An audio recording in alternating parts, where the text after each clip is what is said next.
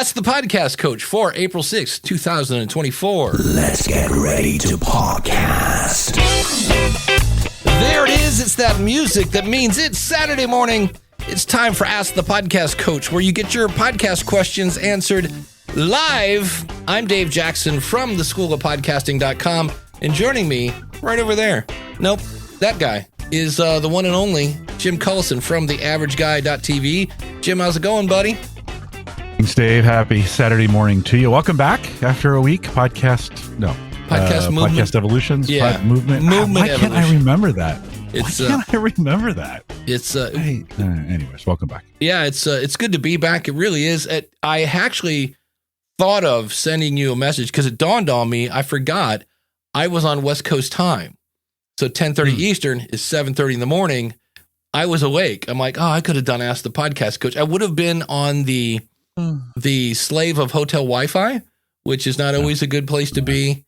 But I was like, you know what? It's okay. It was Easter weekend. I hope everybody had a great Easter weekend. And I ended up having a birthday party to go to anyways. Oh, so it all worked out.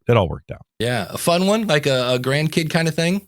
Almost like an adopted grandkid kind of thing. Like, a family, they were from out of town and they didn't have a lot of family here. So we were their grandparents. Nice. That's always fun. It was fun. It was fun. I'm laughing because I'm trying to remember where the chat window is. I'm rusty this morning. And you know what really helps when you're feeling rusty? Some coffee. Absolutely. Yeah.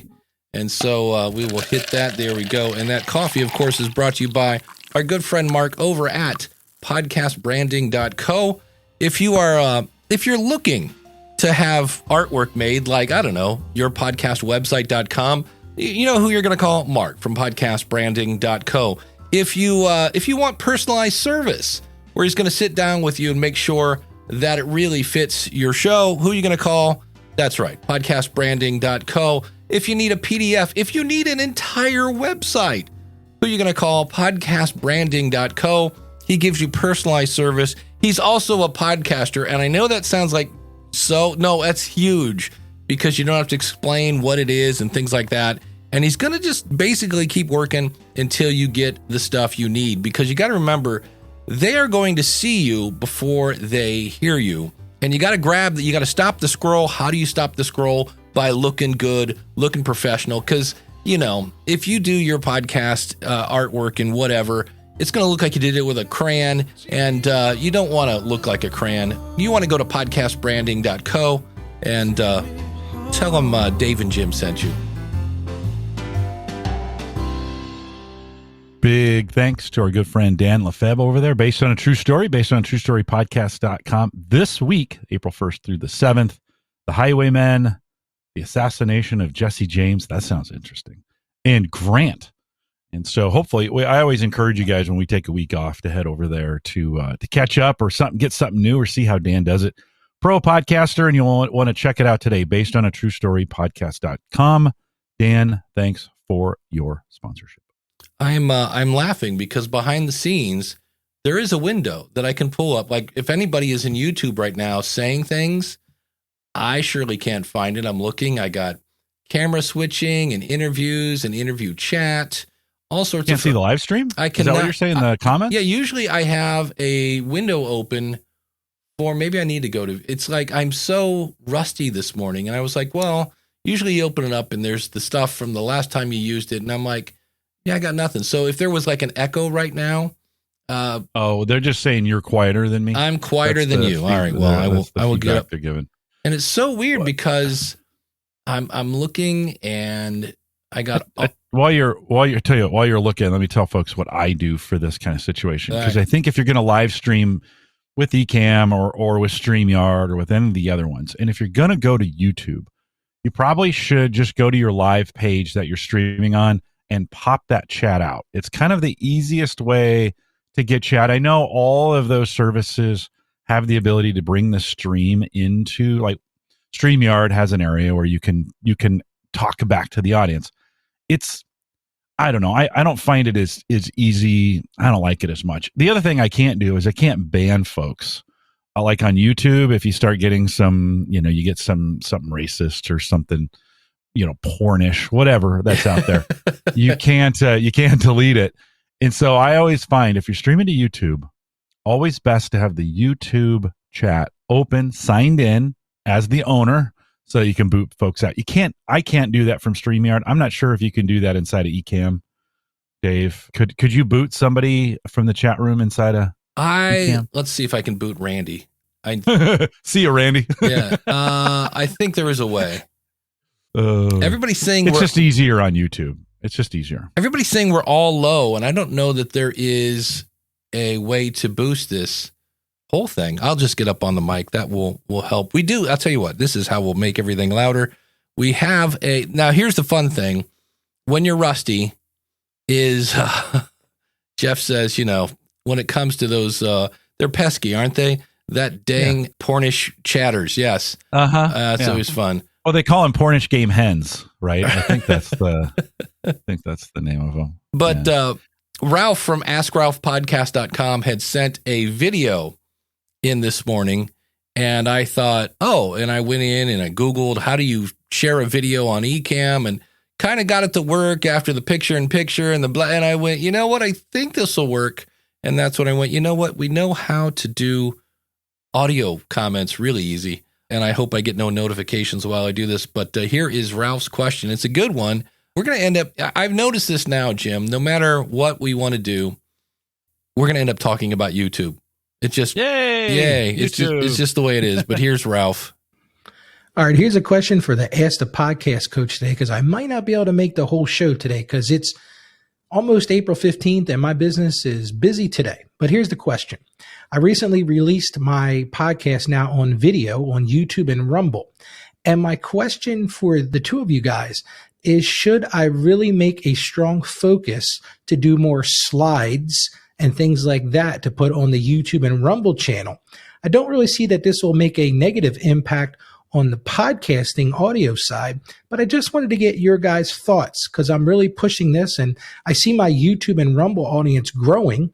And if I'm seeing growth there, it makes sense to invest in that. So just give me some ideas and what do you think the best way to proceed is? Okay, so a couple things behind the scenes, because Ralph's a member of the School of Podcasting. His show is typically 10 minutes or less. And one of the reasons his show is growing is because there's a thing on YouTube I didn't even know about where you can basically buy, not buying views, but you kind of are. It's a little bit like a Facebook boost, which never do a Facebook boost. But yeah, DR says, we're only getting the audio, not the video. Yes, that was, did I never not finish my point? Probably not. The reason I stuck with audio is because I know how to do it. When I was kind of like, I think I can do the video, I was like, you know what? But I do know how to do the audio and we don't really need the video. And so he did pay for sponsorship or some sort of boosting promotion thing on YouTube. So not that his content wouldn't grow it anyway, but the reason it's growing is because he's paying for it. Potentially, he's getting more views with that. And Chris says, hey, Rumble views are extremely low. Yeah, he did say that. But he's also, Ralph is, the reason he's busy, by the way, is because he's a tax accountant. He's an accountant, but he does taxes. Wish he would do my taxes. I still have to do them. Yeah, that's what I'm doing this weekend. And, oh, geez. And so but his thing is, it's kind of taxing and accounting business advice for people and businesses from a Christian perspective. And I'm like, well, from what I understand, if you're leaning right, which most Christians do, but not always, don't want to paint with that wide a brush, Rumble might be where you want to be. But getting back to the original question, so he does a daily show. So they're short. He started putting them on YouTube. What do you know? There's more content on YouTube. So he started growing and he's like, hey, should I now start putting slides in my video? And I was like, because it's only 10 minutes. And here's my thing. Anything with video, if you've got the time and the budget, sure. If you're a tax accountant the week before April 15th, in fact, let me tie this in with another question. Because I saw this and was like, well, I'm not really sure. Yeah. And they get really, YouTube people get really nerdy. They're dropping names. Hey guys, of course, we just looking for some advice and other people's experience as to changing settings regarding where the podcast is recorded. This isn't the one I was looking for. Somebody said basically about the way they edit the show in the style of like Alibaba or somebody. I was like, wait, what? Yeah, here we go. I have clients. So I have clients of mine for 6 months now. I do mostly repurposing of this long form videos from YouTube and repurposing them into shorts and reels. That seems to be what people are doing now. Yeah, be on YouTube, but mainly be on YouTube so you can cut them into shorts. Right. Some of these reels become viral and some aren't. Welcome to YouTube. It's called an algorithm. I use the same editing style like Ali Abdal. Sorry, Ali, never heard of you, but okay. I'm assuming Ali does really good editing. So the first thing came to mind is because of the guest topic. But when I did the same guest and topic with different editing style, the one with minimal editing has more views and likes and comments than the one apparently that has all sorts of flashy stuff. My question is more likely a survey for seasoned podcasters. Which editing do you prefer? The one with lots of editing animations or the minimal approach? Your feedback is appreciated. And so kind of going back to Ralph's question in this, is it just me, or it seems like they're kind of focusing on the icing and not the cake? Like if it's good content and it's a talking head, crap, something Buck. There's a guy on YouTube that does microphone reviews. Tom Buck. I think that's his last name. Anyway, he talks into the microphone. Now he occasionally will switch camera angles, but for the most part, he's not doing anything too crazy. And so when Ralph is saying, should I add slides? If you got time, sure. But in a way, it's to me, that's kind of backwards. If I was just doing slides, I would go, should I do live video and put my face there, as opposed, I've already got my face. I've gone as video as I can get. I'm 100% video. Now, do I want to put in slides? If I was going to put anything, I guess if I wanted to put icing on this, it might be B-roll. Because I think if we go, I don't know, I'm rambling, Jim. Thoughts? No, you're fine. You're bringing up a lot of good points in the YouTube construction process. And, you watch, there's a couple different variety, right? I mean, there's folks just doing stuff. There's, highly produced stuff. There's AI created stuff there where they're using a lot of B-roll. And I still contend on YouTube, people follow people. And I think getting a personality out there is why, everyone loves Joe Rogan because he's Joe Rogan. If I did Joe Rogan's exact show, it wouldn't get the traction because I'm not Joe Rogan. They love Joe Rogan. They love his background. They love who he is and what he does, who he interviews, all those kinds of things, right? I think, put some slides. That's better than nothing. If you have a style that people like and they're helpful slides, put them in there. Absolutely. But is that gonna, I don't know, do it and try. See what happens. Experiment with it. That's the beauty of all of this, is you can give it a shot and give it a try and see what works. I was in a podcast meeting this week at work, and we're kind of questioning everything right now, which is good. Every once in a while, those cycles that you go through where it's like, do we tie our shoes to the left or we tie them to the right? You're kind of like, oh, we don't need to question everything, but we are. And so I was in a podcast meeting, and we were talking about, in one of the podcasts we do has these varying topics. And somebody was making a comment, nothing's consistent. It can't ever be the same. We're interviewing different people all the time with different backgrounds and different topics. And I didn't say it, but I wish I would have said, hello, Joe Rogan. Rogan is not, there's not one consistent thing except him and maybe him smoking weed in the podcast or cigars. I always come back to, people want to follow people. You need to be interesting, right? You need to have an opinion. You need to have a personality. You need to be consistent with it, and people need to like you. Now, that has a asterisk on it, because some people like to watch things that they don't like the person on, and I don't understand that, but it is a thing. It's a thing, right? People they'll watch it and then complain about it, and then they'll come back the next week and watch it again. You see this on YouTube all the time. Virgin River on Netflix is the dumbest show ever, where they have drama. Like, what do you mean you farted in church? I don't know if I can forgive you for this. And I'm like, really? It's, but I watched that show to make sure it's still stupid and dumb. And I want to punch that one woman in the face because her drama is so, yeah, I get the whole people watch things because they, you know. Yeah, they watch it for people. But and they want to, listen, we have 30 people or whatever it is in our chat room right now. And this is the same thing on the podcast that I do at Gallup. We get people that come out to join us live. They're joining us. And I don't want to sound, I'm just going to say it. You guys like hanging out with us. You like us in most cases. You know, Bang's Naughty Bits may have been an exception, right. But most of you like hanging out with us. That's why you're here. When either one of us are gone, we hear about that, those kinds of things. Welcome back when you're here. We missed you, that kind of stuff. You like hanging out with us. So be more than gimmicks on your podcasts. Be interesting. Be an approachable, interesting person who people like. And I think, and that's you, by the way, because you can't sustain that. You can't sustain a fake person very long. We have somebody who wants to chime. We have somebody who wants to chime in on that. Glenn, go right ahead, Glenn. Don't be boring. There you go. Yeah, no, right on. Well, and I would reverse that and say, just be interesting. You know, be interesting in your way. Be you. Be who you are. Yeah. The one you'll attract people who are interested in that, and the ones that don't like it will go away. Generally. Yeah. So yeah, Barry's here for the cake. Exactly. Well, I don't know that I would add slides. To me, that I think that's a step backwards. But well, you know, try it. Yeah, try it, and then you know what? Say, give me some feedback in the comments. Hey, I'm doing this thing new. I'm trying this on YouTube. Give me some feedback in the comments. It's if you don't get any comments or the numbers don't go up, just stop doing it because that's a huge waste of time. Then at that point, I don't know many people who are putting on YouTube videos and just to listen to them. So I don't know. It depends on the audience. Well, that goes back to Coach Dave. I has to agree. My answer to this question is it kind of depends. Yeah, as always, it does.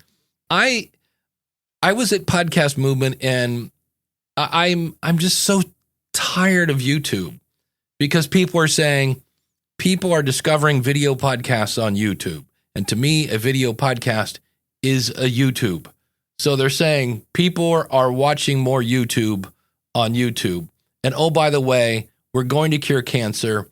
We are going to do your laundry. We will, free sexual favors to all. It's YouTube will do everything. And I'm just like, no. Dan, here's one. Dan, I tried YouTube promotion thing for an episode just to see. Got rejected for being political for a war history episode. There's your algorithm. There's your brand safety. Congratulations. Brand safety. Don't get me going. Let's see here. Speaking of shorts, Jeff says the king of creating shorts for podcast is at Castahead. Yeah, castahead.net, if I remember right. The one and only Chris Stone, member of the School of Podcasting. If you haven't checked out his channel, you need to. I by the way, and just embellished that. So some of that was Jeff and some of that was me. Chris does great work. Gary Stockton says, I like to mix up podcast interviewing using Stream Deck and Ecamm. The problem is he's not doing interviews. It's just Ralph being Ralph talking about taxes. And he changes on Wednesdays, it's Wacky Wednesday, and Sundays he does something a little more spiritual. And then here we go. I don't know who Ali Abdal is, but according to Craig, he has great content and engaging editing. So here's the thing, though. I think we see this a lot, and tell me if I'm wrong. It seems like we're not doing the Wayne Gretzky. Everybody knows the great Wayne Gretzky, the hockey guy. And he had this quote. They said, how do you score so many points? And he goes, most people skate to the puck. I skate to where the puck is going to be. And so I think so many of us see Ali Abdal, and they're like, oh, this guy's famous. Look what he's doing. I'm going to do what he's doing. So we're skating at the puck instead of like, okay, that's going to be like, remember when audiograms first came out? We're like, oh, this is everybody do audiograms. Come on, get on. This is the thing that's going to give us 10,000 downloads. Come on. And then all of a sudden we all went, yeah, it's a squiggly line. Like I'm in Ohio. We got the big eclipse thing coming up here. And on the news, they're like, lock down the house. Thousands of people are coming here because it's going to get dark in the middle of the afternoon. And I'm like, yeah, okay. So, but I had a thought. Oh, it's no big deal, right? And no, it's just funny. It's going to get dark in the middle of the It's afternoon. it. That's really, I mean, because to me, like, what is it? Well, the moon and the earth, and all of a sudden about 3:00 it's going to get dark. And I'm like, and this is a big deal. I get it, because it normally doesn't get dark in the middle of the afternoon. But I'm like, why are thousands of people driving from Florida to go to Ohio to put on, how much money was made on the cheap sunglasses? And then B, the forecast is it's going to be overcast, so we might not be able to see it. So that's kind of fun. But yeah, so give it a shot. You know, if you have the time, do it. I'm just not sure. And this is where, like that guy there with the editing, if people are losing subscribers, unless that was it. There's one of the questions I picked. I can't find it. The guy changed his background. Like he changed from one office to another one. And he's like, I'm losing subscribers. And I'm like, so, and I'm like, unless your background is a bunch of backlight that is hard to look at, or you've got blood and gut, something that's just disturbing to look at, I don't know that your background has a lot to do with, to me, that is, again, icing. Now, granted, when we eat cake, we eat cake for the icing, but I just think some of this stuff, I go, I don't think, if the cake is no good, if there's no good ingredients, you know, better ingredients, better pizza, right? Papa John's. And I'm like, so I think sometimes we get focused. I'm here to tell you, there were no less than 10 questions about microphones. And I'm like, I don't think that's it, you know. I do. I've gotten a resurgence, excuse me, in questions from folks about microphones lately. And I don't know what caused it, but all of a sudden everybody's like, hey, you've been talking for a long time about improving your sound by using a better microphone. Can you walk me through that process? So I wonder sometimes if those come in waves. Yeah, I think, Dave, give it a try. Yeah. Like, don't let us determine what your show becomes. And you do it the way you want to do it. Make it fun. If you want to add the slides, I think they add value and you get feedback that they do, great. If you get feedback that your background is causing people to be disengaged, well, consider changing your background. Here's the deal, though. You're never going to please everybody. So No. you're always going to get somebody that says, you know, I at work all the time. When I podcast from home, my audience likes this background. They tell me this all the time. And when I go to work, it's that gray, it says Gallup, you know, it's like the corporate background that we put in. And the guy who built the studio thought that would be super cool. And it does kind of look cool in person. Doesn't look great on camera. And the audience doesn't like it. And they tell me all the time. So I think we're going to change up the background there. It just looks a little sterile, you know, but you can't listen, you will chase your tail till the end of days if you try to make everybody happy and please everyone with the feedback. At some point, you just got to do what works for you and let the chips fall. Remind me of that later to talk about I'm launching the one show about the website, and that's fun. But they're saying in the chat here what they're doing. Ralph says, I do some interviews as well. Just did one with Mark from practicalprepping.info. And he's done one with Craig. So what this would look like is this would be Ask the Podcast Coach, where I do my thing.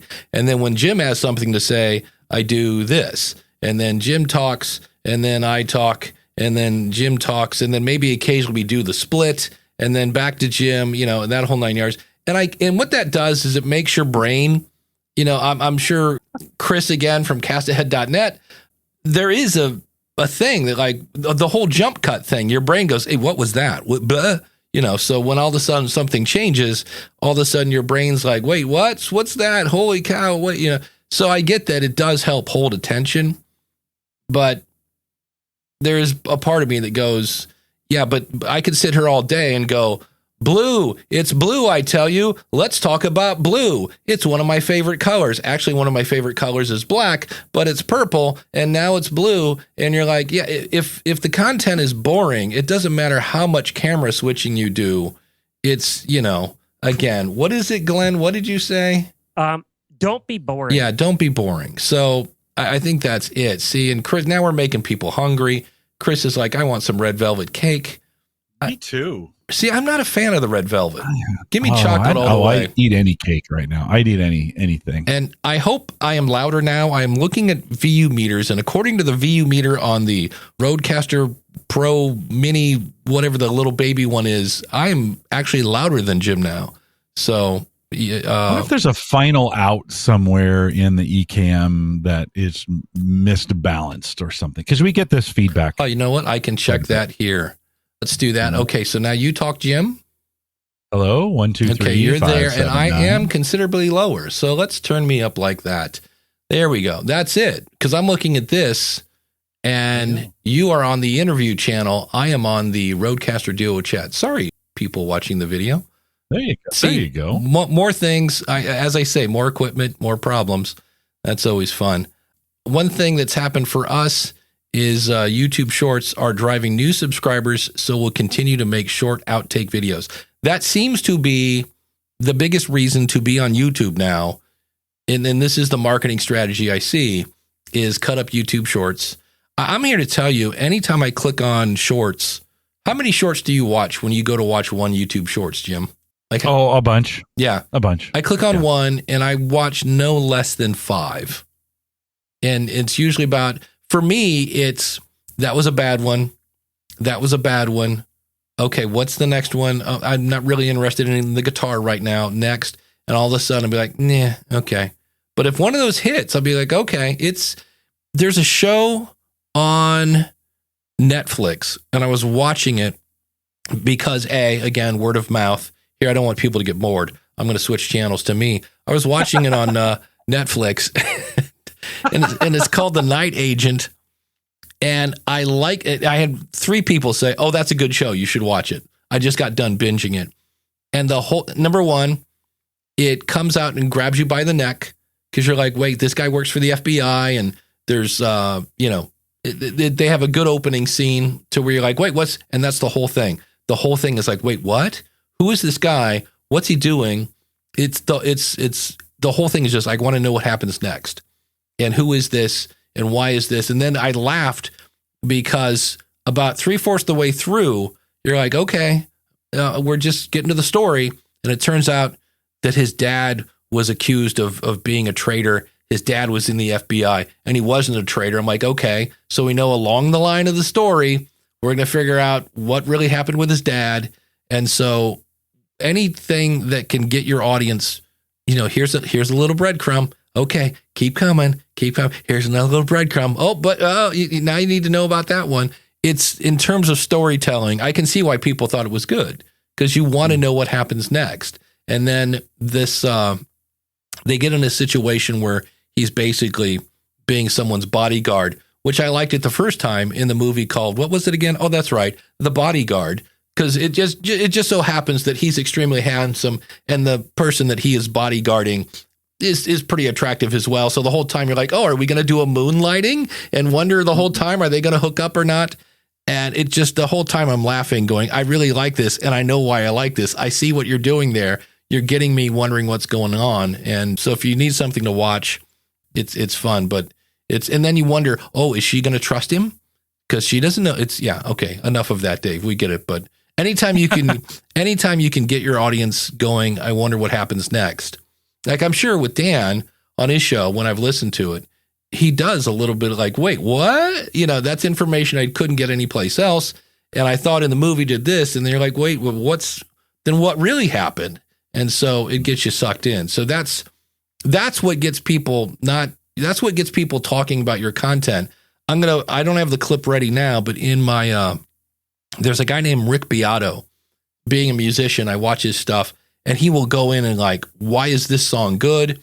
He talks a lot about the music business because he used to be a producer, and how he did this one with a guy. And this is where I always want to go. Remember, people, Spotify is run by the music business. There's a major ownership of that. And at one point they're talking about how musicians come to them all the time. They're like, how do I get more listeners? How do I get more fans? And their answer was, make a extremely good record. Like, that's really where you got to start. And nobody likes that answer. But, I remember did you remember the Black Album from Metallica? Mm-mm. No, that's the one it had. You're not a Metallica person. When it came out, just the sound of it, the sound of that album was like, it just sounded huge. It sounded like music Godzilla would walk into. And I was like, oh, this is amazing. And then I listened to it over and over and over. And everybody that liked that kind of music was like, have you got the Black Album yet? And, so here again, a really, really good album. So that helps. Dave, I think one of the things, you think about taking a chance on your podcast, changing a format, doing something different, trying something Metallica, trying something new with it. And we listen, the examples we always pull from where that's super successful, what do they say? History is written by the victors, right? And sometimes what we think is best case or best scenario, they of course are always drawn in by those who were successful. But there have been plenty of attempts to do things that haven't been successful.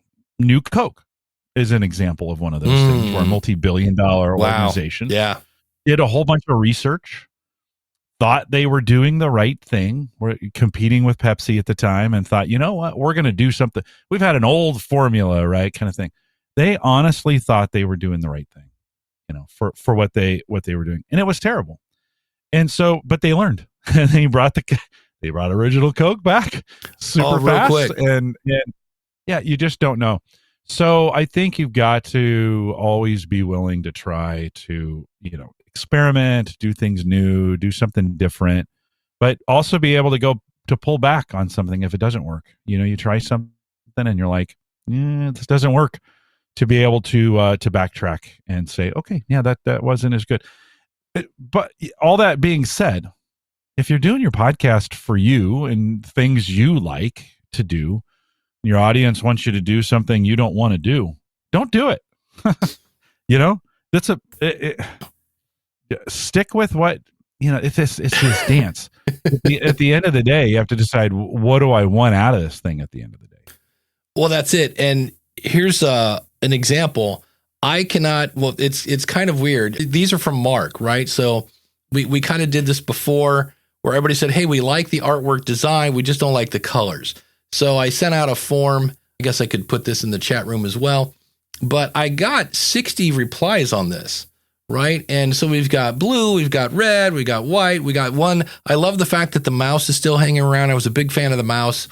And the one that is winning the most right now, unfortunately, by 31%, is none of the above. Like when they look at this, and I was like, crap. Sorry, Mark. Yeah, I was like, bummer. And so I like the fact that this guy said, I like E, but with your name on the bottom, a blue stripe with white lettering. And that's not me, by the way, but that's my answer. I like the mousy thing. I would like to see the mouse, and this is probably what I'm going to tell Mark, take the mousy example, which is E, and merge it with somehow, if we can I like the dark blue with the white letters. I think that looks cool. I'm not a huge fan of all the screens. I get it. And do we need my name? Because if you think about it, the author of the podcast is going to say Dave Jackson. So do we need it on the website? So I kind of like this, or take this with the mouse and Your Podcast website, put that over here, get rid of the screens and put the gray on the bottom. And I think, and here's the thing, on one hand, I've for almost a month now been asking people, what do they like? What do they like? Because the one that's getting the most, that's not none of the above, is D, which is this one, white background, blue. So red, white, and blue, basically. But this is one of those where I'm like, yeah, but I really like the mouse. I think the mouse is cute. I like the idea of the mouse. I thought if we just made that dark blue on the background, like if I combine this, your website with the mouse, I think I'm done. Because I really want to get this podcast going. I don't know. So here's my thoughts. Is it stupid then to ask your audience only to then ignore them? Because this did rank okay. It's not, unfortunately none of the above is winning, but this was in like the top 3.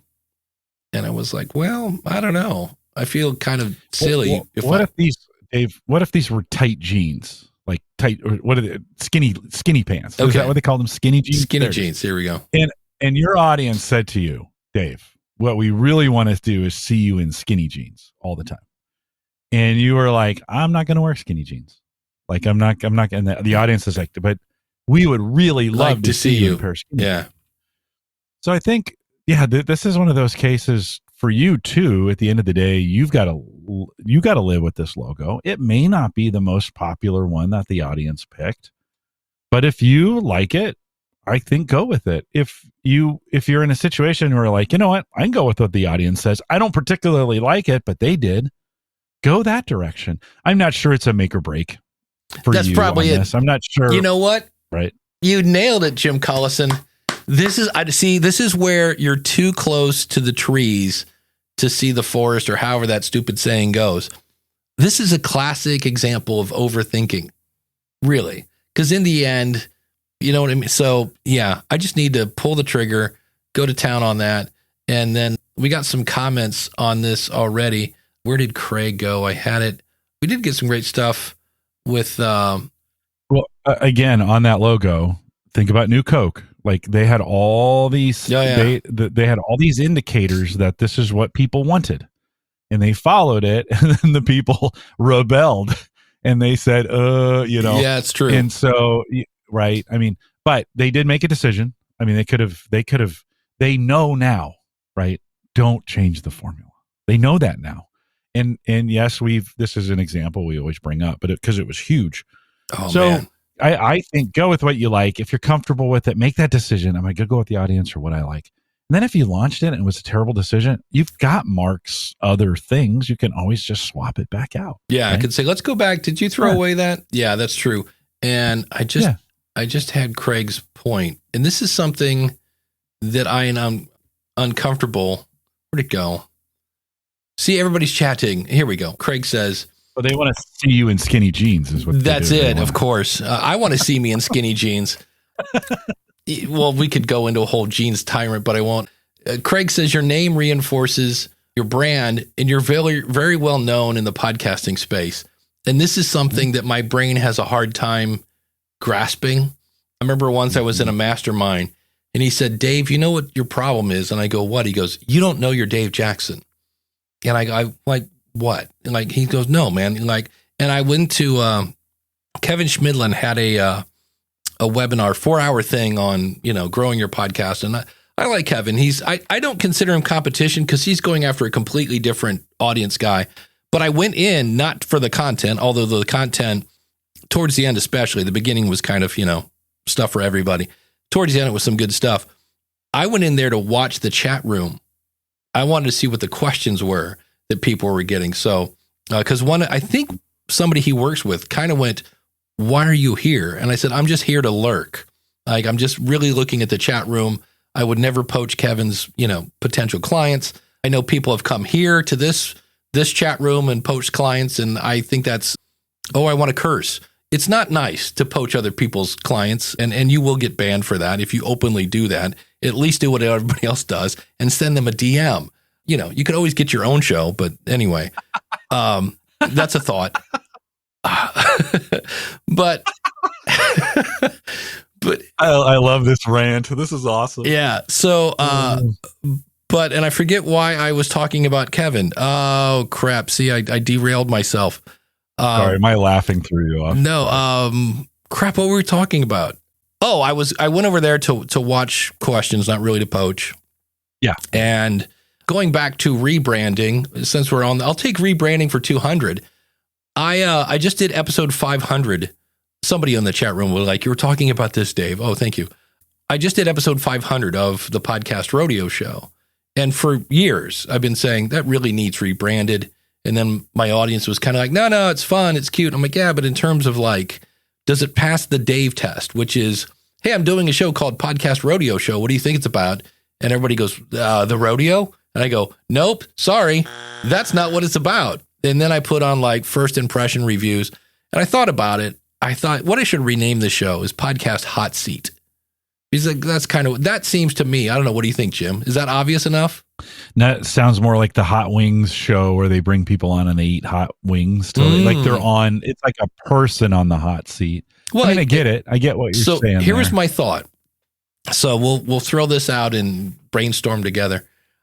Nice. So it's me, and then I bring on maybe 2, tops 3, because this show is normally 15 minutes. So that's the first thing I have to get my head around.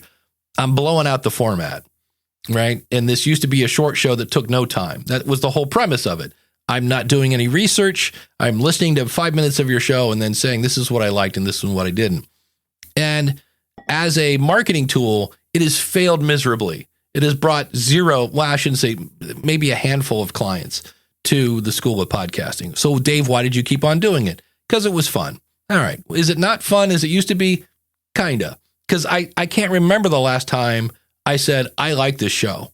It's all like I just listened to LeBron James has a new podcast where his website is, of course, the YouTube, right? There's no website for the actual podcast. I listened to 10 minutes of this thing and never heard the voice of LeBron James. So that got the old, like, hey, now if you're a basketball player and you want to talk serious, like level 3, like podcast or basketball strategy on how to play and how to guard, that's the show for you. I liked it for that. Like early in, they started talking serious basketball jargon, but I just like, I just seem like I want to get a t-shirt that says curmudgeon on it.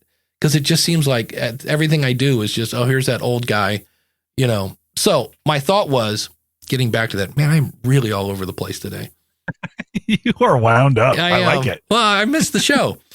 Have maybe 3 people, probably 2. So if we could listen to 10 minutes of each show, so it'd be like this. All right, Jim's here, Ralph's here, Craig's here from Live Well and Flourish, and we're all going to listen to each other's shows.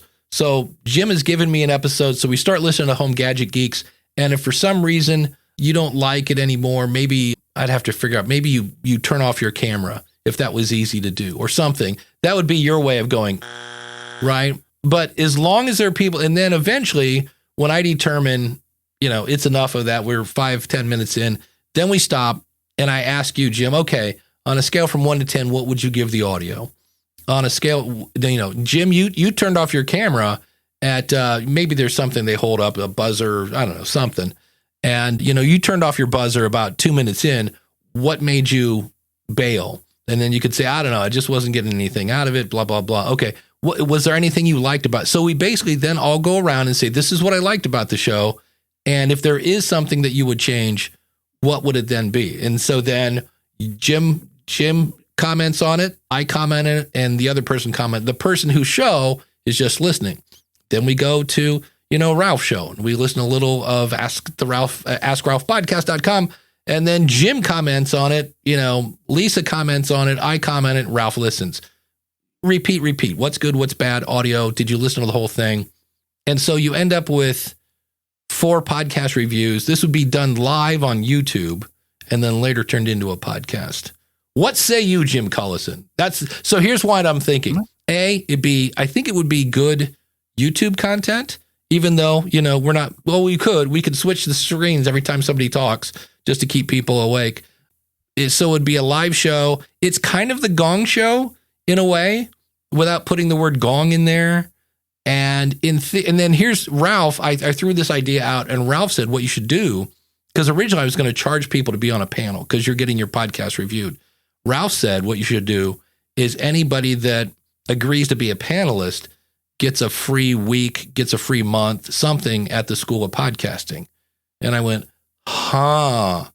that's because now instead of hoping they join the School of Podcasting, you just throw them in for free and then see how long they stick around. And I went, that talk about playing with something. I was like, I would like to test that one just to see how it would work. But I've talked a lot. Now I'm going to shut up and I'm going to switch Jim to his solo show so he can answer. Oh, don't make me solo. I'm not comfortable solo. I see a few problems in that kind of format. Well, one is timing in a review form. No. I think all that. I think the way you're going about it isn't as important as the why and the who in this case. So listen, people want your opinion because you've been podcasting, forever, and you've got, this is what you do, right? So you've got a reputation. If you have other podcasters come on whom they may or may not know, they may have not signed up for those folks. They don't know who they are, nor do they really value their opinion. And so I'm not sure that a rotating panel of podcasters is all that helpful. Listen, if you're doing this, the Gong Show worked because it was entertainment, not helpful. No one was on the Gong Show to improve their comedy or improve their music. It was entertainment, right? And they picked people on there because at the end of the day, it was pure entertainment. I think you're trying to blend entertainment with helpfulness. And I'm not sure those two go together. This is why the Rodeo show has a weird rub. It does have a weird rub. Yeah, because you're trying to be entertaining and interesting and helping people at the same time. And I don't know if those all work together. I don't know if that's a cocktail that you want to mix up on a regular basis. I think having a show where you bring people on to have a very serious conversation about the quality of their podcast is very valid. I think having a show where you make fun of other podcasts is very entertaining. I don't think you can mix the two together. Right? That's my personal opinion. No, that's always been, you hit the nail on the head, is when I first started, I was tired when I was doing it, and I was much more honest than I am now. I now literally will take 15 seconds to kind of come up where before I was just right, and that's one of the situations where just because you think it doesn't mean you should say it. And so I still give honest opinion. Like LeBron James I'm like, dude, I'm 10 minutes in. I haven't heard LeBron James yet. I'm like, what the heck? I tuned in to hear LeBron, not some guy talk about what LeBron thinks. I'm like, that was kind of crappy. But I think you hit the nail on the head. What's the goal of the show? The goal of the show is to drive members to the School of Podcasting. Is that going to work? Because, and Larry had a great point. He said he has a mastermind, and he was saying they just removed the hot seat because, people are pooping on their art. And that's not really as much as you should let people poop on your art, because how is it going to get better? But on the other hand, if it might kind of, especially in a mastermind where you're trying to build community and somebody's honest and said, I don't know, I just was kind of bored, Yeah, here he is. He says, we just eliminated the hot seat from our mastermind due to negative emotions people were having towards being in it. Yeah. And that's where you need to find, just like any mastermind, you need the right people. And that's where, it would be, people have to know this is what's going in. And unfortunately, we all think about a review is going to be, they're just going to rip my podcast to shreds. And I'm like, well, not if there's not anything to rip to shreds. You know what I mean? But I was working with a member of the School of Podcasting last night. And this isn't wrong. It's just it's something to think about. But at the end, he pointed people towards his patreon.com/whatever. And then he pointed people towards Facebook at facebook.com/whatever. I said, I would reverse those and go, hey, if you want to join our community, go to mywebsite.com/community. If you want to join our Patreon, if you want to be a supporter, like we go, askthepodcastcoach.com/support. So that was my negative feedback. I said the audio was good. He did one thing where he was asking somebody about their divorce. And it's kind of sensitive, right? We're like going, maybe this guy doesn't want to talk about this. So what he did was he shared a vulnerable story first. And I'm like, that's absolutely that's the blueprint. If you want your audience to be vulnerable, if you want your guest to be vulnerable, then you should kind of demonstrate that. And he did. The show is aroundthelayout.com is his website. It's a show. Talk about a niche. It's a show for people that are into model trains, and they are deep into it. And all it is, in fact, you'll hear me talk about this on the next episode of the School of Podcasting. Like, Jim, you smoke cigars. So you hang out with Ed and Dave, and you guys talk about cigars, and suddenly you're not surrounded by people like, oh, they stink. Oh, I hate it. No, you're around people that are like, oh, I love that. If you ever smoked this type or that type. So it's model trains, but it's a whole bunch of people that love model trains. And so that's one of the benefits of that show. But he was the guy who was like, oh, I said, no, make that aroundthelayout.com/community. around the layout.com/support. So sometimes, now, some people might go, thank you so much. I had a guy, new member of the School of Podcasting, met him at Podcast Movement, so that was awesome. But the name of his show was his name. And I go, if people don't know you, they don't know it'd be like, oh, it's the Jeff, Jemenko show, right? Well, if you don't know who Jeff Jemenko is, then I'm not really wanting to click on that. I said, you need a tagline.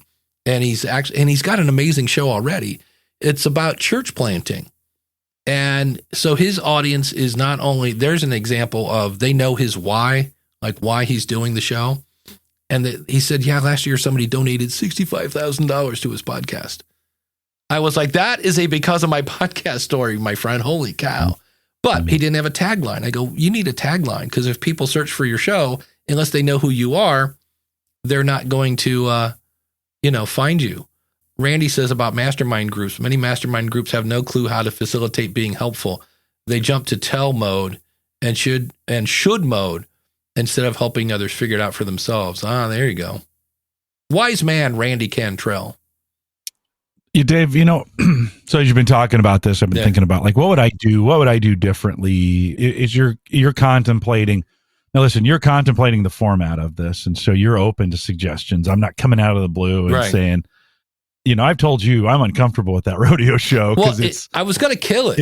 I was like, 500, what? We're done. I'm going to start this other show. Yeah. No, I think it comes from a motive. The motives are good. Right. The execution for me was too confrontational. I can't take that confrontational format, the jackass stuff, the even Candid Camera was a little bit, now it's going way back, was a little bit, right, too confrontational for me. I say that tongue in cheek, of course. But what you could do is, so you got a podcaster that wants a review, or you're doing a review on, you were just randomly picking these, right? Yeah. You weren't literally working with people. Here's the thing where it's probably a pricing issue, because I was just having fun. It's $5 to get reviewed. I just didn't want to do it for free.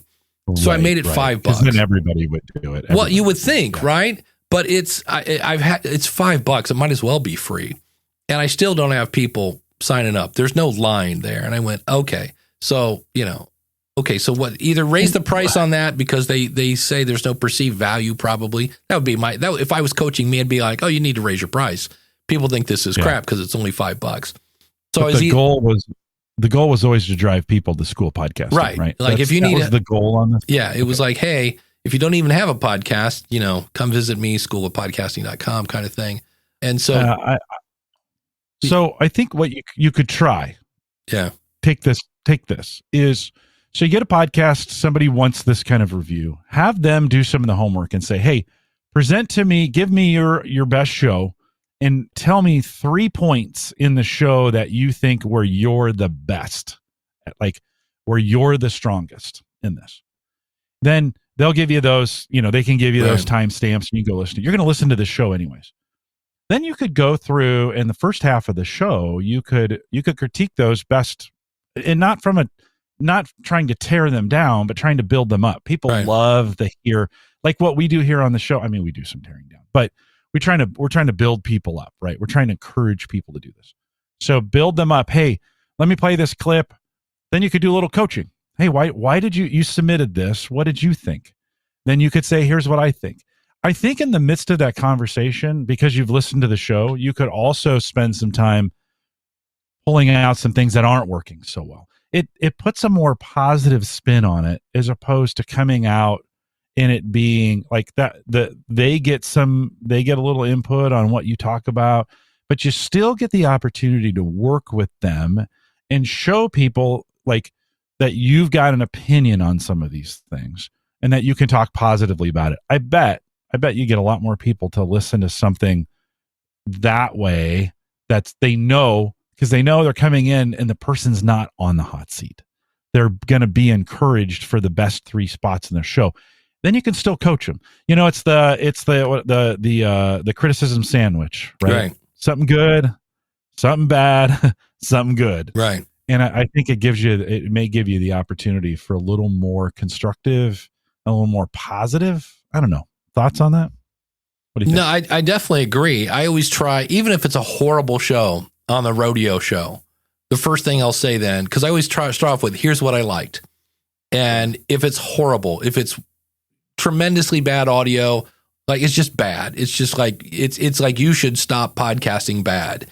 I will say the good news is, while many people have been thinking about doing a podcast for years, you actually pressed record. So kudos for that.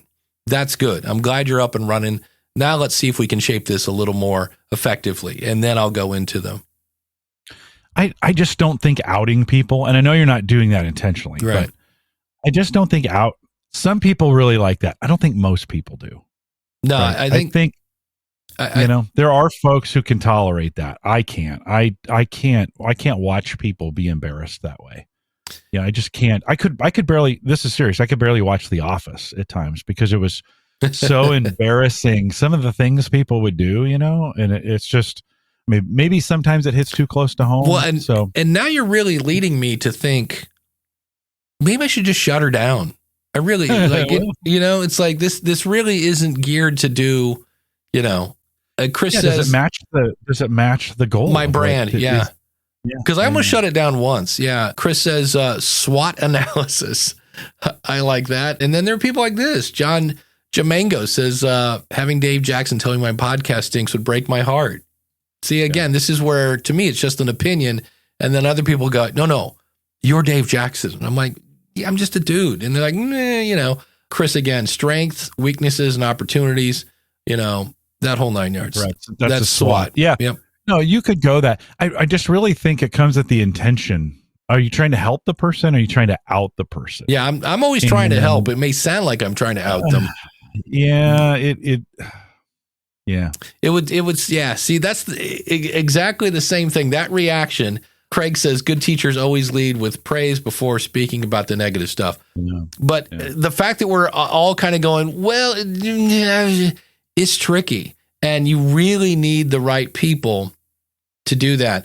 Dave destroyed my podcasting hopes and dreams many years ago when I first got started. And Larry ignored everything I said, and he's kicking butt and taking names right now. So, although if I remember right, Larry had a show. It was like everything about everything. I forget the name of it, but it was just, I want to talk about whatever I want to talk about. And I was kind of like, shouldn't there be a theme in here somewhere? But, and of course, all you needed to do, and it's brilliant. It really is. You talk about, we all think we have to write our name in the sky or something like that. Larry put on a red hat and invented Red Hat Media. And I'm here to tell you, it's like genius. Because if I go to an event and I walk into a room and there's 800 people and I see a red hat, I instantly know that's Larry. And it's not some MAGA guy. Because also Larry's tall. And so the minute I see a tall, it was, Really Random was the name of his show. And I was kind of like, do we all, and there are people, that's a niche, by the way. The niche is, I want multiple topics. That's a niche. I've had people like, I can't pick one. But Larry's red hat is genius because I know right where he is, everything in his marketing material, he'll have a picture of him in black and white, but his hat is still red. So, consequently, I'm going to start wearing a graduation robe to, and a blue hat, blue, I could do that. Sure. Dan says nothing wrong with going on hiatus to give you some time away from it and see if I miss it. That's not a bad idea. But I just, the more we talk about this, the more I'm like, you know what? I'm not sure this works. You know what I mean? Without the right people, I need people willing to, because, and the thing is, again, most of the shows have something to improve on. I mean, the School of Podcasting can improve. One of my mantras is constant improvement. Randy says the podcast Rodeo show is one of my immediate listens. I know that I will either find a good podcast to listen to, like Living Up in a Down World, or a bad one to avoid. Yep, it is kind of that. And there are plenty of people that will eat. Well, I always play this when somebody's like, hey, you missed the boat. Because I listened to one, because I've been reviewing popular shows that, like, if I don't get somebody in, that's why I reviewed LeBron's show, because people are looking for that show. And so then they'll find mine. And I've had people say, yeah, you missed the boat. You gave that one the old, and if you had listened another 4 minutes, they hook you in. I'm like, yeah, but I'm not listening to 20 minutes of a show to do. It's a first impression thing. And I don't know. So it's something to think about. Well, this is, the chat room is a great example of, there's some folks who love that show. There's others who don't. Well, if you can't listen to everybody, right? Are you, is it fulfilling the needs and the purpose and the mission of what you intended it to do? I gave, my advice was, I think it's a mixed message, but you ultimately have to decide what you want that to be. It's not my decision. It's yours. Yeah. I do think, if the goal was to provide coaching, I think, the old adage about leadership where you praise in public and criticize private. Yeah, absolutely. I think sometimes, like, if the intent is to show that in coaching, I don't think we would come in here and on this show, we criticized. It's not like we don't criticize things. We just criticize companies that do things weird and, situations like that. But if we all of a sudden, say one Saturday we brought, and Dan's a sponsor, so I'll use him as an example. So we bring on, his show and start tearing it up. And he didn't ask for it, and he didn't want it, wasn't ready for it. I'm not sure we'd see Dan for a while at that point, right? Not the intent is that coaching. Sure, we could hide behind the that idea of coaching. Well, I'm just trying to help you. Yeah. This is an Army basic training. I didn't sign up for this. So I think it's getting those. I mean, if you wanted to, I think if the intent was to drive people to school podcasting or to your coaching stuff, I think a more coach approach. Ooh, kind of rhymed. More coach approach to it would actually show them what you can do. Yeah. The thing that maybe you're doing that. I haven't listened to one, to be honest with you, because I was afraid of the content. You got to cringe. Yeah. So. Craig has a great point. He goes, it's either a hobby or a business. If it's not bringing you leads and you don't enjoy it, then bin it. Yeah, that's me. That's where I'm like, so I like the idea that Ralph said, maybe give people a month. And I was like, that might backfire, because my whole thing is unlimited one-on-one consulting. And if I get a bunch of new people with a bunch of questions, that could be an issue. John says, I disagreed with you on the Kelsey Brothers podcast, New Heights. Even though what you said was correct, I still am one of their fans. Yeah, they have a lot of advertising at the beginning of their show. And I was like, as a new listener, I was kind of like, really? And then Coach Dave, sometimes the benefit is not realized by the people or the person in the hot seat, but those in the wings, which kind of goes back to Jim's point of sometimes it's you're coaching, you're trying to coach in public, but in the process you have to criticize in public, which is not great. But it's the people in the wings who aren't, because you're not talking about their show, that get the benefit. So it's kind of tricky. So but I like Dan's idea. Maybe just put it on hiatus for a bit. The thing I hate about that is there are people like Randy that listen when it first comes out. And if I put it on hiatus, it's not like Randy's going to work going, well, I listened to a show today on the way to work, but, podcast rodeo. So I guess I'll just sit here in silence. No, they're going to go find something else. And then when it comes back, it's up to you to, get them to go, well, is this show better than the one I've replaced you with? John says, if Dave called me privately and told me what he thought of my podcast, I would love it. If he did it publicly, it would kill me. Yeah, that's the problem. It's the public thing. Randy says, one of the best podcast rodeo episodes was the Garbage Day podcast, one of the worst shows ever. So again, it's entertaining.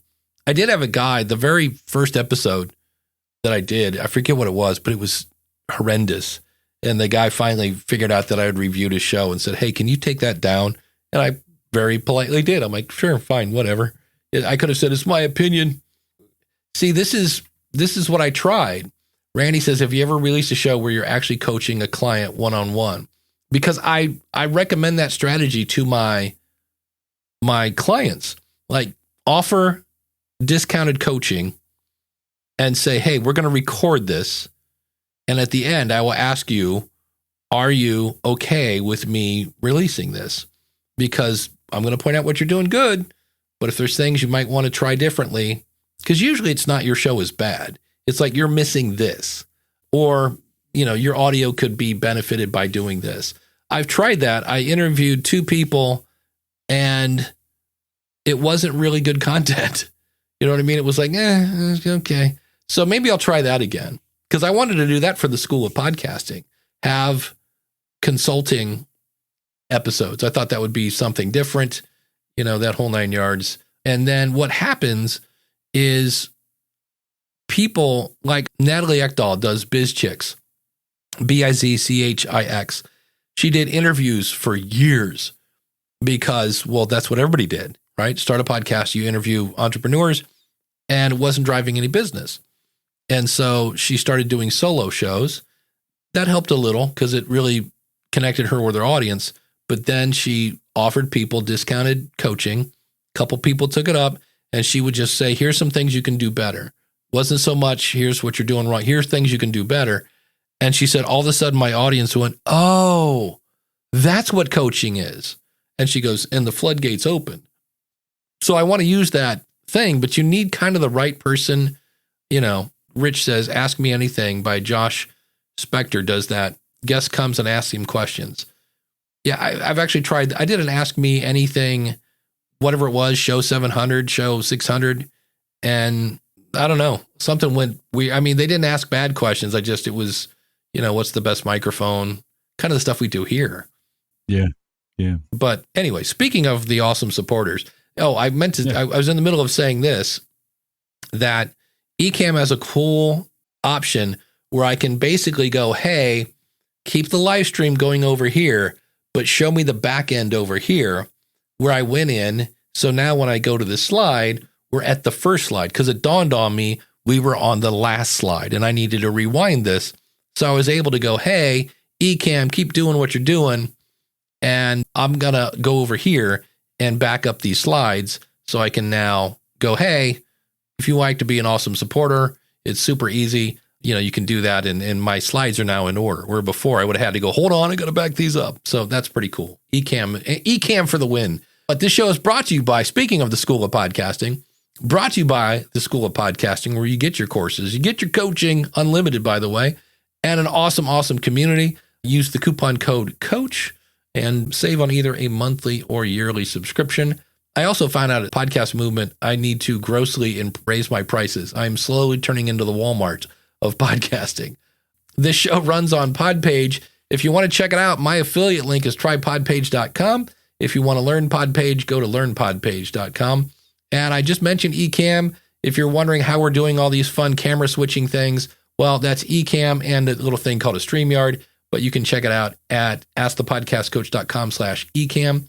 And if you need more Jim Collison, and who doesn't? Because, hey, we went like a week without Jim Collison. That's hard to do, man.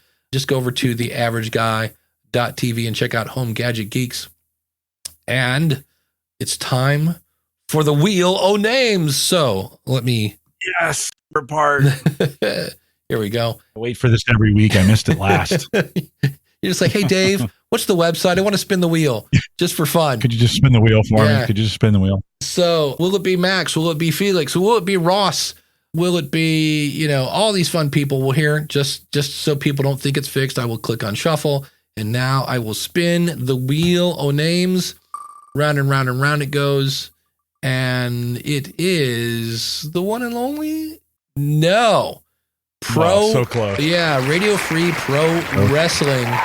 So if you're into pro wrestling, it's the place you got to go. I'll put a link in the show notes later, but thank you for being an awesome supporter. We deeply appreciate that. And we switch back. Oh, wait, I got to go here. This is the one thing. I can't get the Wheel of Names off the screen. There we go. So with that said, does this show save you time? Does it save you money? Does it save you headaches? Does it keep you educated? Well, then maybe you should consider being an awesome supporter at askthepodcastcoach.com/awesome. So thanks for all those people. We do appreciate that. The chat room is, we got them going today. John Jamingo again. I just bought Hindenburg Pro, and now I'm going through the how do I do that blues. I would pay for an hour of coaching. If you join the School of Podcasting using the coupon code COACH, there's a class on Hindenburg Pro. So, and in fact, there's especially for editors, one of the coolest things is somebody sends you a file and you were hoping you would get separate files, but doggone it, you didn't. You go into Hindenburg, you have it transcribe, and you name the different people. So it's, track 1 is this person. When this person talks, it's Dave. When this person talks, it's Jim. So now Hindenburg knows there are 2 speakers, and you can go take that transcript and that audio and split it into 2 separate tracks. And when I saw that, I was like, that is magic mojo kind of stuff. So now I can, mute the dog barking on Jim's track, all sorts of stuff. Wait, did you do this, Jim? Chris is saying you went on Social Media News Live. No, this coming up next week. There you go. Next week I'm on. The one and only Jeff was on Home Gadget Geeks. We talked about the VR stuff, the Apple VR stuff. Vision Pro, I think is what they call it. And then a couple weeks ago, 5 weeks ago now, maybe, I took 3 weeks off. So it's weird how all of a sudden time can catch up to you. And then, so yes, I will be on his show. Jeff, looking forward to it. Talking about being rusty, right? We didn't forget. Yeah, it will be interesting. I'm not sure I've taken 3 weeks in a while. Yeah, it's usually one here, one there, It felt really good. It did. It was hard, but it felt really, and I didn't plan it 3 weeks. It's just, I took 1 week off, and then the next week I was like, I think I'm going to take another week off. And then I've had a lot of stuff going on personally. And so it was just nice to have have a group that joins me live, and I just say, hey, I'm on a spring break, and they were like, hey, enjoy your time off. It was nice. Well, Jim, are you ready to run with scissors? I'm going to drag a sound bite. Don't stream copyrighted music is what Ecamm is telling me. I'm not. Well, it's funny that question comes up, but we got this question from Bred to Perfection with Kenny Troy. And boy, I really need new glasses. Troiano says, if someone were to mention your name in their podcast, is it okay to take the soundbite and play it on yours? So like if Adam Curry was on Decentralized TV and the guy said this was cool, by the way, in my opinion, except I don't think that's the clip I want. It's not. So we'll fade that out. It's named Adam Curry Says Nice Things, but apparently that's the whole thing, not just the clip. But Adam Curry said very nice things about me on Decentralized TV. And so I went to Decentralized TV, which is on the Brayton, something with a B network. And when you go there are so many squares of shows that they have on this network. And the one thing I could not find, and it kind of drove me nuts, was the button that said contact. Like nothing. No contact at all. And so I looked and clicked on this, finally found they have their own decentralized, I think it's TV, might be .tv, found that still no contact. So I went to Twitter, found the host name, said, hey, I saw where Adam was on your show. If I put a link to your website and to Adam's website, can I play this clip? And I got no reply. And so there are times, I don't know if it's legally, I'm not a lawyer, nor do I even play one on TV, but when Adam Curry says nice things about you, I'm going to play that until somebody tells me not to at this point. I'm going, now, does that make it right? I did my due diligence. I did reach out. I will check again today, but maybe they're not on Twitter, but I don't know. Maybe if you had a contact page, now on the other hand, this might be, it's big time. If you are not a fan of right-wing politics, this is not the website for you. It's so right, it's almost left kind of thing. And full circle. Yeah, exactly. Which is fine by me. I don't really care. It just, somebody said, look, if I'm looking to get started and I just needed simple path to start a podcast. And Adam's like, hold on, let me interrupt you. I got it. I should have mentioned this guy earlier. Dave Jackson, blah, blah, blah. And he went on, he's trained more people than I know. Yada, yada, yada. So it was really, really nice because he said that before, but I was sitting next to him. And so the fact that he said it just out of nowhere, I was like, man, that was really cool. I got to grab that clip. So I don't know. Well, if you use it, but you tried that. Trying doesn't count. Yeah, it doesn't matter. That's not going to save me in court. You could claim fair use, but that's what you would say if legal proceedings was. Again, I'm not a lawyer, and I didn't stay at a Holiday Inn Express last night, so this is not legal advice. If they, and then you listen. It's just if they choose to do something about it. If they're like, hey, wait a minute, we didn't give you permission to do this, then the fight is on. Right. Yeah. So you did all the right things. I'd be hesitant. Yeah. I'd make sure it was in some places that I could pull it back if I needed to, right? Those kinds of things until you get 100% permission to be able to. Yeah. I'm going to insert it into the School of Podcasting using the dynamic tools in Libsyn so that if they go, hey, I can just go take that out of rotation. Never mind. Yeah, I think he's already left. Craig left us a question here. Would you? No, he's still here. Okay. I think. Anyways, go ahead. What would you recommend for migrating a podcast website from WordPress to Squarespace? What are you doing on WordPress? Is there e-commerce going on? Is it a lot of A/B split? If it's just a website and it's a podcast, and I don't say this because they're technically not a sponsor. It's just my affiliate. Try podpage.com. I would, if nothing else, put the feed in there. See, because you can see what your website would look like. I would move to Podpage. Squarespace, Wix, what else is out there? There are a few other ones. Elementor now offers hosting. It's been a while since I played with Squarespace. Wix, back when they remember when they had all sorts of commercials on and how easy it was to build a website with Wix. And look, I go back to the days of Dreamweaver. I know my way around building a website. I'm no master guru, and Wix, I just was like, it just seemed like 3 different teams built their platform. Like, this is the one for the blog. And like all of a sudden the interface would change because I was doing a blog and then I would go to make something else and the interface, it just seemed, I was like, wow, who designed it? It really looked like 3 different teams built it. Now, that may have changed, but that was probably a year ago. Squarespace is pretty. The thing that I found somewhat frustrating with Squarespace is all their templates are for consulting or hotels or restaurants or knickknacks. Like, there was no podcast Squarespace template. And so you're kind of trying to squeeze a podcast into a template that isn't really meant for it. And the other thing that got me out of Squarespace was, you're always like, if you do PayPal, right, it's 2.9% plus 30 cents. Well, I kind of went, wait, that can't be right. Squarespace then tacked on more fees. And I'm like, but I'm already paying you $20 a month. Why are you dinging me on my e-commerce? And their answer was, because we can. I would double check that. I haven't played with Squarespace in about 3 years. It's been a while. And then the other question I would ask is, what are you using on WordPress? Because I'm not a huge fan of WordPress, but in fact, I was laughing. And how old is it? How old is your WordPress instance? Yeah, because there are some themes that are like, I saw somebody the other day that was using, I forget what it was. There was this software you could buy and you would put in the colors and some artwork and it would spit out a theme that you would then upload to WordPress. And it looks very 1994-ish.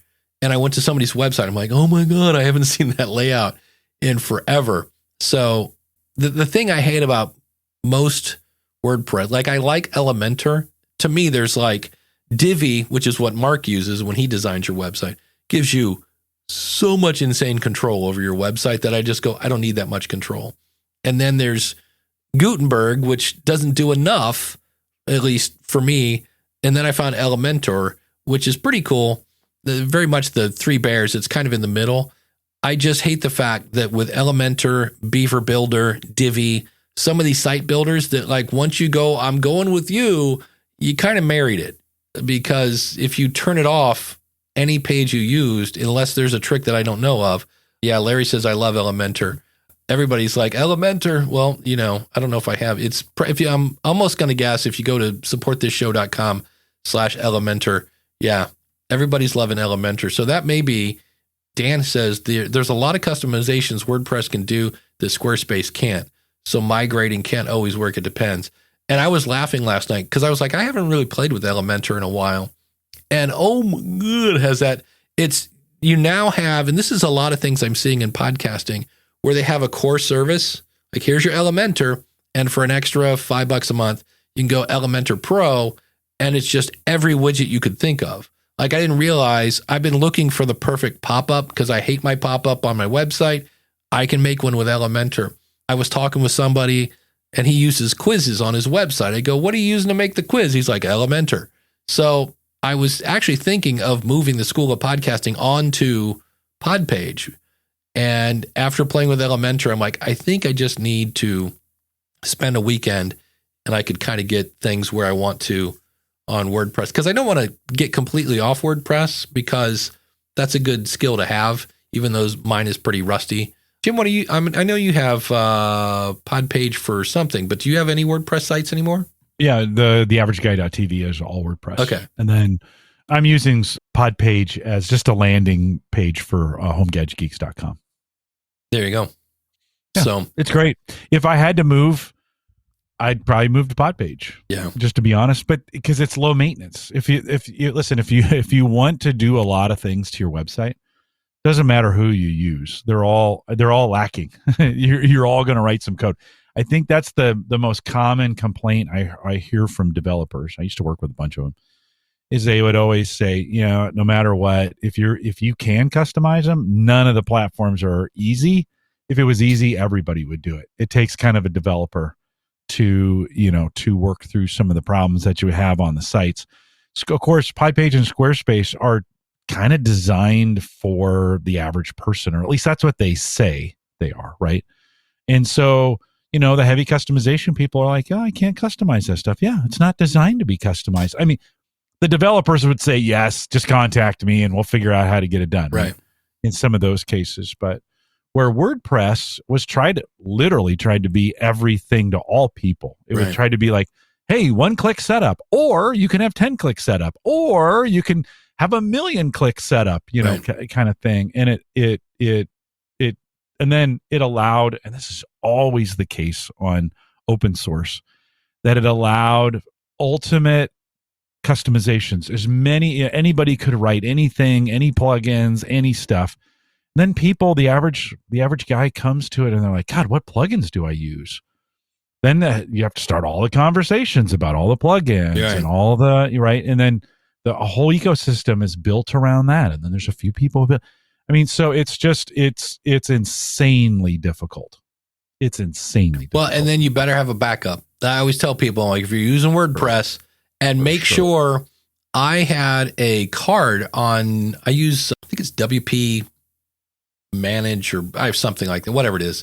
And it makes an automatic backup every day because I'm always waiting for the white screen of death. And my card had expired and they had since not backed up my stuff. And so luckily, Christian over at Maple Grove Partners, because I totally wrecked my website one day. And I emailed him like, dude, this is urgent. The website's it's my fault. I clicked the wrong button.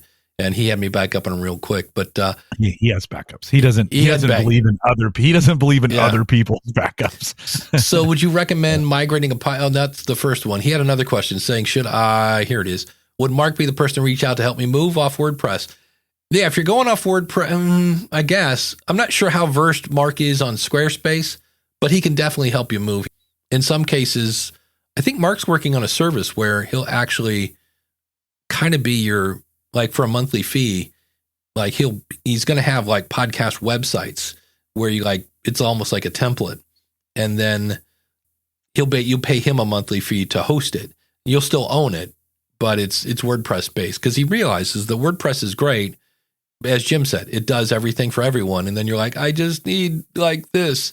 So the chat room's throwing in their things. Dave said I used Thrive Themes, had to get married to it and spend a good amount of money. He says, I use Podpage for my current show only because of our web team is under contract and they don't know podcasting. Podpage gave me an easy to use, easy to manage platform. And then Larry says, I push all my clients to Podpage to get them started. And since I've just said Podpage 50,000 times, don't forget tripodpage.com. The next time you're signing up, that would be great. That's my affiliate link. Jeff says, back in the day, I used to host Tailwind's show. And when we reviewed people's Pinterest pins, I think this is a different conversation. People's Pinterest pins, they were the most. Yes, I clicked the wrong button. It's that wacky chat room. Hello, Jeff. Yeah. Get your comment in. There you go. Well, he's one of the kings of Pinterest. I had him on my show talking about Pinterest. So, yeah. But yeah, so it's tough. I like WordPress.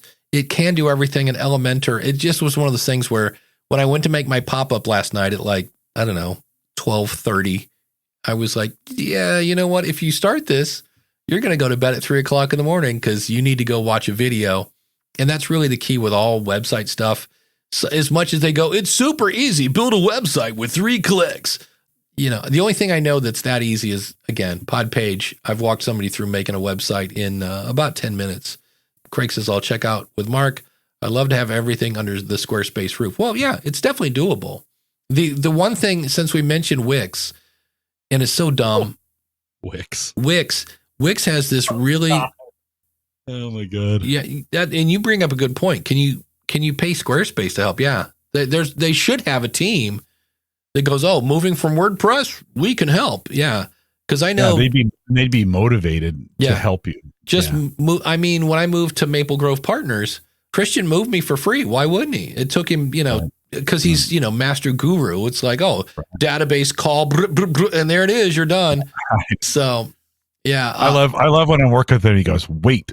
He just says, wait. And then you hear click the keyboard, doing its thing. And then he's like, okay, check it now. I love that. Now he brought up a whole point here. I'm nervous about moving my feed over there. I would not move my feed over there. So if you're on Libsyn or Podbean or Buzzsprout, because in the same way that I don't have my dentist fix my car, I don't want Squarespace. They make beautiful websites. Their feeds not so beautiful, and so now if your feed is on WordPress, I would redirect it to my host. That's where I back in the day, your host might go out of business. Okay, if you're using, Bill's House of Podcasts for your host or but if don't use those people for your feed, but I would redirect it back to your host. Your host isn't going out of business. And if they do, they'll give you at least a week to move it. So, and then somebody says here, I realize we got to wrap up here. Am I going to be at Podcast Movement Evolutions in 2025? That'll be in Chicago, by the way. Then, as far as I know, it should be.